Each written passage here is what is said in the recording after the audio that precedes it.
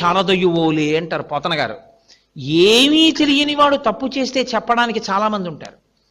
బాగా చదువుకుని బాగా పెద్ద పదవిలో ఉన్నవాడే తప్పు చేస్తుంటే చెప్పడానికి ఎవ్వరూ ధైర్యం చేయరు.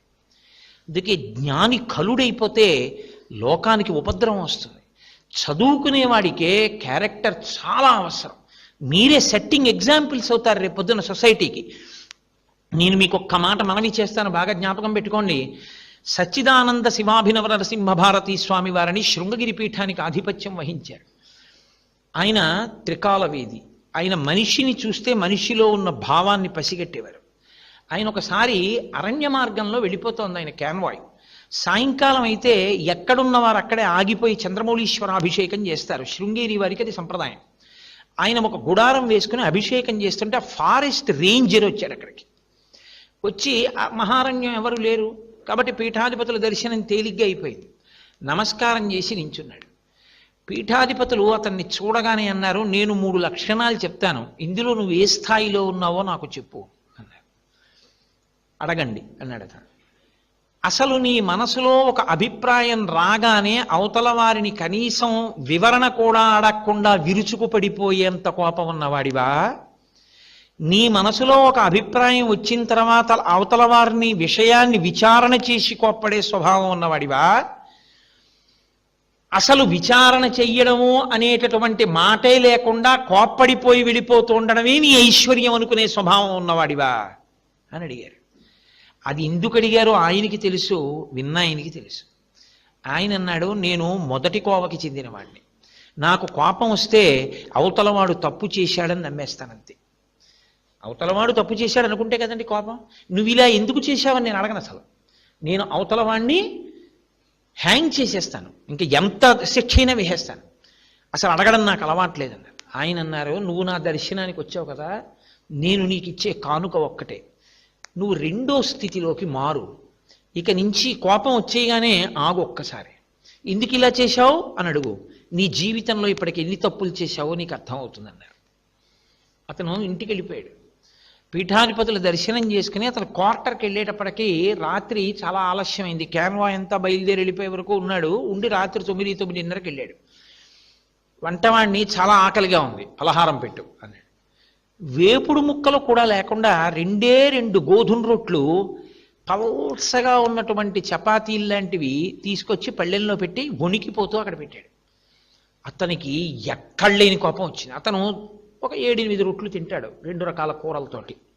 2 పలచటి రొట్లు అంటే నేను రాననుకుని వీడు తినేశాడని అని వెంటనే లేచి అతన్ని కొట్టబోయాడు. పీఠాధిపతి మాట గుర్తొచ్చింది, అవతల వారిని అడగకుండా శిక్ష వేయడానికి అలవాటు పడిన వాడివి కదూ, కనీసం 2వ స్థాయికి మారన్నారు. ఇవాళ మారి చూద్దామని, ఎందుకు 2 రొట్టెలే ఉంచావు అని అడిగాడు. అతను అన్నాడు, మీ దగ్గర అటెండర్ ఉంటాడు కదా, సరుకులు అయిపోయినప్పుడు అతన్ని పంపించి కదా సరుకులు తెప్పించుకుంటాం. అతన్ని పొద్దున్నే పంపించాను, మధ్యాహ్నానికే భోజనం వండుదామని. కానీ ఏ కారణం చేత రాలేదో తెలియదు. ఎప్పుడు అలా చేసే మనిషి కాడు. వెళ్ళినవాడు ఆ సరుకులు పట్టుకుని రాలేదు. నేను మధ్యాహ్నం కూడా భోజనం చేయలేదు. ఈయన పీఠంలో భోజనం చేశాడు, నేను భోజనం చేయలేదు.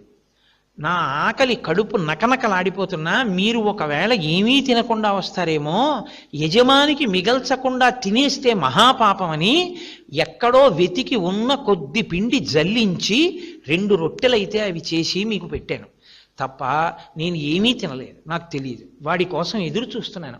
2 రొట్టెలే పెట్టినటువంటి నా దోషాన్ని మన్నించండి అన్నాడు. ఆ రేంజరు వలవల వలవల ఏడిచేశాడు.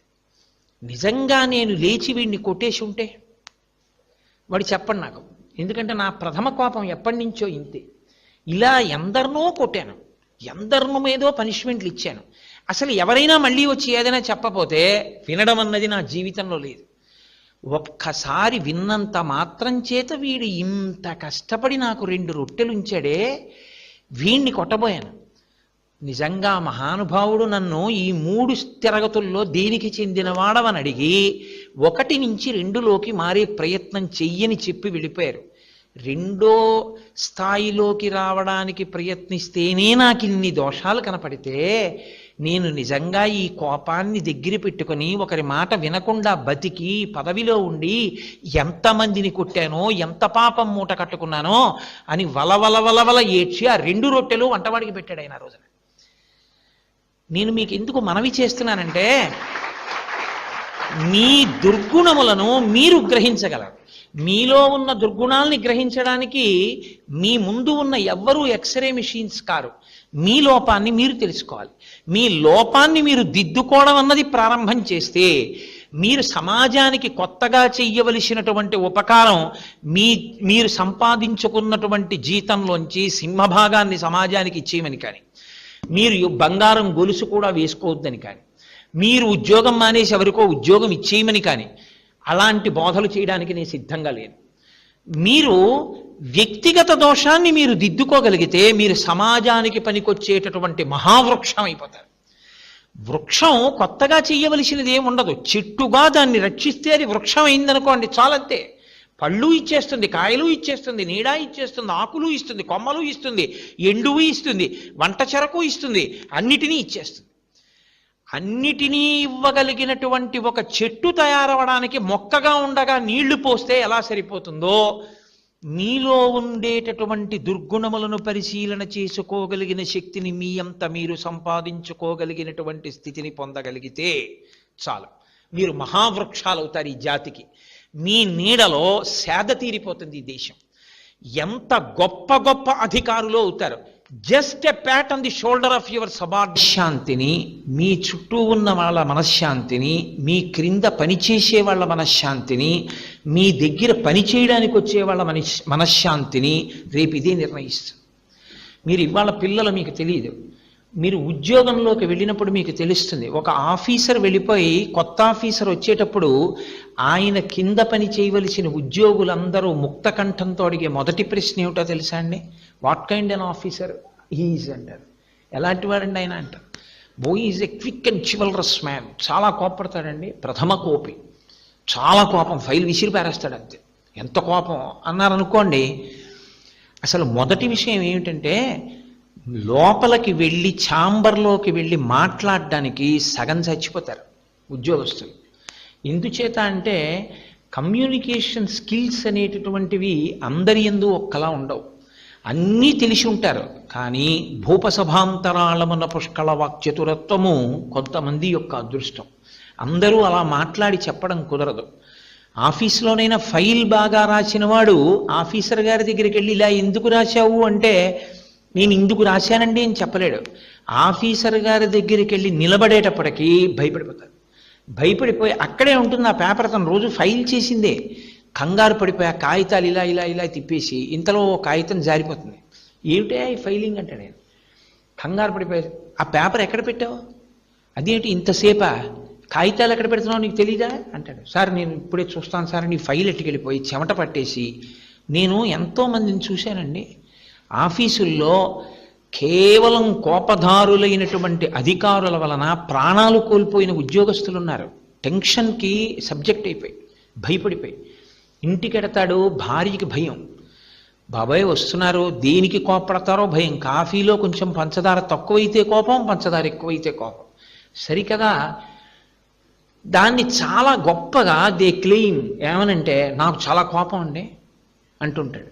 అది ఒక పశువు చెప్పుకోవాల్సిన మాట. ఒక పులి నాకు వ్యగ్రత తప్ప ఇంకొకటి రాదు అని ఎలా బతుకుతుందో, ఓ కుక్క నాకు వెంటపడ్డం తప్ప ఇంకోటి రాదు అని ఎలా అంటుందో, చీకట్లో ఎలకని వేటాడడం తప్ప నాకు ఇంకోటి రాదని పిల్లి ఎలా భావిస్తుందో, నాకు కోపంగా ఉండడం తప్ప ఇంకోటి రాదనుకోవడం అంత భయంకరమైన స్థితి. అది దిద్దుకోగలిగిన లక్షణం ఎక్కడి నుంచి వస్తుంది? సోషల్ కాన్షియస్నెస్ అంటే, నేను మీతో ఒక విషయం మనవి చేస్తున్నాను, జాగ్రత్తగా వినండి. రేపు ప్రొద్దున్న మీరు ఉద్యోగం చేసిన తర్వాత మీ జీతాల్లోంచి ట్రస్ట్లు పెట్టండి, మీరు పిల్లల్ని చదివించండి, మీరు దేశానికి సేవ చెయ్యండి. నేను ఇలాంటి పెద్ద పెద్ద మాటలు చెప్పడానికి సిద్ధంగా లేను. ఎందుకు లేను అని మీరు అంటారేమో, అది మీరు చేసి తీరుతారు అని నాకు నమ్మకం ఉంది. ఎప్పుడు అంటే, ముందు అసలు మనుష్యుడు తనలో ఉండకూడని డిఫెక్ట్ని తాను దిద్దుకుంటే తర్వాత 10 మందికి అతను పనికొస్తాడు. 10 మంది మీతో మాట్లాడడానికి మీరు అవకాశం ఇస్తే మీరేం చెయ్యాలో మీరు నిర్ణయం చేసుకోగలరు. మీ అభిప్రాయానికి ఒక స్పష్టత వస్తుంది. అసలు మీ దగ్గరికి రావడానికి అందరూ భయపడిపోయేటటువంటి స్థితిని కల్పిస్తే how can you head an institution? మీరు ఎక్కడ ఎలా ఉండి ఏం ప్రయోజనం చెప్పండి? ఒక పెద్ద చందన వృక్షం ఉంది, అది మంచి గంధపు చెట్టు. దాంట్లోంచి ఒక్క కొమ్మ విరుద్దాము అంటే దాని తొర్రలో దాని కొమ్మల మీద ఎప్పుడూ ఒక పెద్ద నల్లత్రాచు తిరుగుతూ ఉంటుంది. ఇప్పుడు ఎవరైనా పొరపాటునైనా చందన వృక్షం దగ్గరికి ఎడతారా? తాను ఆ కొమ్మ విరుస్తున్నప్పుడో ఎప్పుడో అది దూరంగా ఉండొచ్చు, కానీ అది పడగ విప్పి చూసింది అనుకోండి, పగపడుతుందని భయం. అందుకని అసలు దాని దృష్టిలో పడ్డానికి ఎవడు ఇష్టపడ్డాయి. అది చందన వృక్షమే అయినా దాని మించి చక్కటి సువాసన వస్తున్నా, చల్లటి గాలి వస్తున్నా, చింత చెట్టు కింద ముళ్ళుంటే తుడుచుకు పడుకుంటాడేమో కానీ చందన వృక్షం కిందకెళ్ళి పైన ఉన్న ఉత్తరీయం వేసుకుని పడుకోడు. చందన వృక్షం యొక్క దోషమా, చందన వృక్షం ఒక నల్లత్రాచుని తన యందు కలిగి ఉన్నటువంటి దోషమా? ఒక నల్లత్రాచు చందన వృక్షాన్ని చేరింది, ఆ చందన వృక్షం పనికి రాకుండా పోయింది. అలాగే నాకు తెలిసి జీవితంలో నేను పేర్లు ఎందుకు వాడాలి? కేవలం కోపం కారణంగా తమ జీవితాలలో శాంతి ఉండదు, తన చుట్టూ ఉన్న వాళ్ళకి శాంతి ఉండదు, తాను పనిచేస్తున్నటువంటి సంస్థలో శాంతి ఉండదు. ఆయన ఎందుకు పనికిరాడు, ప్రతి దానికి కోపంతో ఉంటాడు. మీరు ఇవాళ బీటెక్ చదవచ్చు, ఎంటెక్ చదవచ్చు, మీరు రేపు పొద్దున్న ప్రొఫెషనల్ కోర్స్ చేస్తున్నారు కాబట్టి ఇవాళ మీరు ఇలా ఉన్నారు. ఇంకొక 5 ఏళ్ళు పోయేటప్పటికి మీరు ఎక్కడో జూనియర్ ఇంజనీర్స్గా ప్లేస్ అవుతారు. మీలో ఇంకా బాగా చదువుకున్న వాళ్ళు ఇంకా పెద్ద పొజిషన్కి ఎడతారు. ఒక 10 ఏళ్ళు తిరిగేటప్పటికి మీరు చీఫ్ ఇంజనీర్ అవుతారు, సూపరింటెండెంట్ ఇంజనీర్ అవుతారు. ఎన్నో ఫైల్స్ మీరు డిస్పోజ్ చేస్తారు, మీ సంతకంతో ఫైల్ డిస్పోజ్ అవుతుంది. అసలు వినడానికి సిద్ధంగా లేకపోతే కోపం పెట్టుకోవడం ఒక్కటే మీరు అలవాటు చేసుకుంటే మీరు సమాజానికి సేవ చేయడం మాట దేవుడెరుగు. మీరు ఎవ్వరికీ ఎందుకు పనికిరాని వాళ్ళు అయిపోతారు. ప్రతి వాళ్ళు ఏం చెప్తారో తెలుసా అండి? ఆయనంటే భయం అండి, కోపం. ఆయనేం కొడతాడని కాదు, తిడతాడని కాదు, వెళ్ళడానికి భయం. అయ్యో బాబాయ్ అంత కోపం ఏమిటండి అంటారు. కాబట్టి మీరు ఒక్క విషయం బాగా గమనించండి. కోపం వచ్చింది అంటాడు. కోటేశ్వరరావు గారు వచ్చారు, ఎక్కడి నుంచి వచ్చారు? ఎక్కడో ఆయనకున్న విడిదిలోంచి ఆయన వచ్చాడు. కోపం వచ్చింది, ఎక్కడి నుంచి వచ్చింది? దానికి ఏం ఫ్రమ్ అడ్రస్ ఉండదు.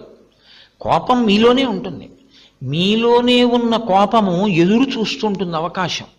ఆ అవకాశం కోసం చూస్తుంది. దానికి అవకాశం ఏమిటో తెలుసా అండి?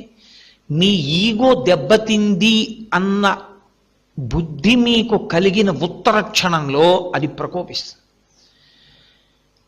నా వ్యక్తిత్వం, నా అహంకారాన్ని వీడు దెబ్బ కొట్టాడు అన్న ఆలోచన మీకు వచ్చిందనుకోండి, ఉత్తర క్షణంలో అది పైకి లేస్తుంది.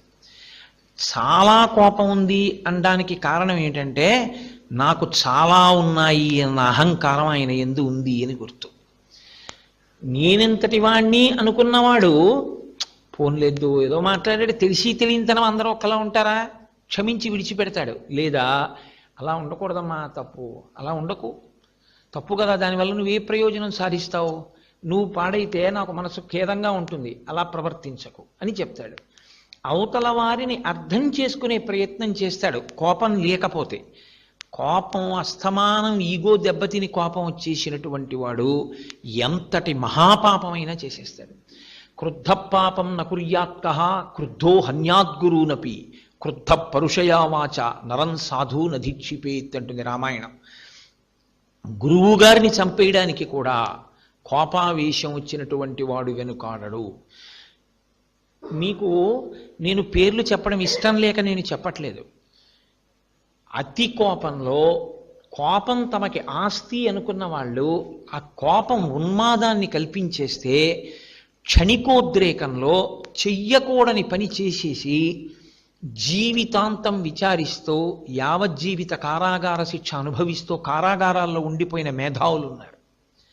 కేవలం ఆ క్షణికావేశంలో చేసినటువంటి పొరపాటు ఇంకా అతని జీవితాన్నంతటినీ కూడా శూన్యం చేసేస్తుంది, ఎందుకు పనికి రాకుండా అయిపోతాడు. కోపం అనేటటువంటిది అత్యంత ప్రమాదకరమైనటువంటి విషయం.